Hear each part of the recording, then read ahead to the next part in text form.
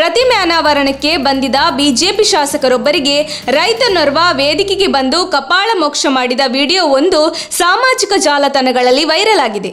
ಉತ್ತರ ಪ್ರದೇಶದ ಸದರ್ ಕ್ಷೇತ್ರದ ಬಿಜೆಪಿ ಶಾಸಕ ಪಂಕಜ್ ಗುಪ್ತಾಗೆ ರೈತ ಕಪಾಳ ಮೋಕ್ಷ ಮಾಡಿದ್ದು, ಈ ವೇಳೆ ಭದ್ರತಾ ಸಿಬ್ಬಂದಿ ರೈತನನ್ನು ಸ್ಥಳದಿಂದ ಎಳೆದುಕೊಂಡು ಹೋಗುತ್ತಿರುವ ದೃಶ್ಯ ವಿಡಿಯೋದಲ್ಲಿ ಸೆರೆಯಾಗಿದೆ. ಕಳೆದ 3 ದಿನಗಳ ಹಿಂದಿನ ವಿಡಿಯೋ ಇದಾಗಿದೆ ಎಂದು ಹೇಳಲಾಗಿದೆ.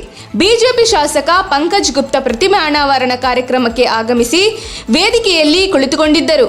ಈ ವೇಳೆ ರೈತನೋರ್ವ ವೇದಿಕೆಗೆ ಆಗಮಿಸಿದ್ದು ಬಿಜೆಪಿ ಶಾಸಕನ ಕಪಾಳಕ್ಕೆ ಹೊಡೆದಿದ್ದಾನೆ. ರೈತ ವೇದಿಕೆಗೆ ಬರುವವರೆಗೂ ಪೊಲೀಸರು ಕೂಡ ಸ್ಥಳದಲ್ಲಿರಲಿಲ್ಲ.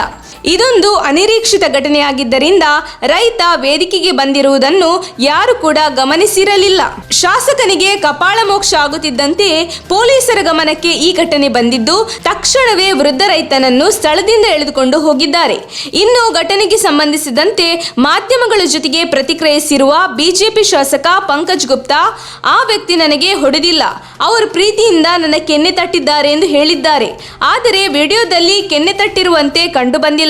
ಬಿಜೆಪಿ ಶಾಸಕನ ಕಪಾಳಕ್ಕೆ ಬಾರಿಸಿದ ಬಳಿಕ ವೃದ್ಧ ರೈತ ಮತ್ತೊಮ್ಮೆ ಹೊಡೆಯಬೇಕೆ ಎನ್ನುವಂತೆ ಆಲೋಚಿಸುತ್ತಾ ದುರುಗುಟ್ಟಿ ನೋಡುತ್ತಿರುವುದು ಕಂಡುಬಂದಿದೆ.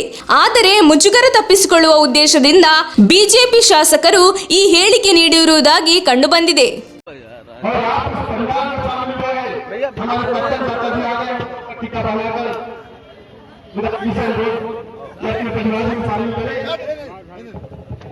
अरे भाई नीचे बात करिए। अरे क्या हुआ? अरे क्या हुआ? अरे वो प्यार हमारा है। ನಮ್ಮ ತುಮಕೂರು ಮಾಧ್ಯಮದ ವಿಶೇಷ ಸುದ್ದಿಗಳನ್ನು ನಿರಂತರವಾಗಿ ಪಡೆದುಕೊಳ್ಳಲು ಚಾನೆಲ್ ಅನ್ನು ಸಬ್ಸ್ಕ್ರೈಬ್ ಮಾಡಿ. ಕ್ಷಣ ಕ್ಷಣದ ಸುದ್ದಿಗಳಿಗಾಗಿ www.nammathumakuru.com ಗೆ ಭೇಟಿ ನೀಡಿ.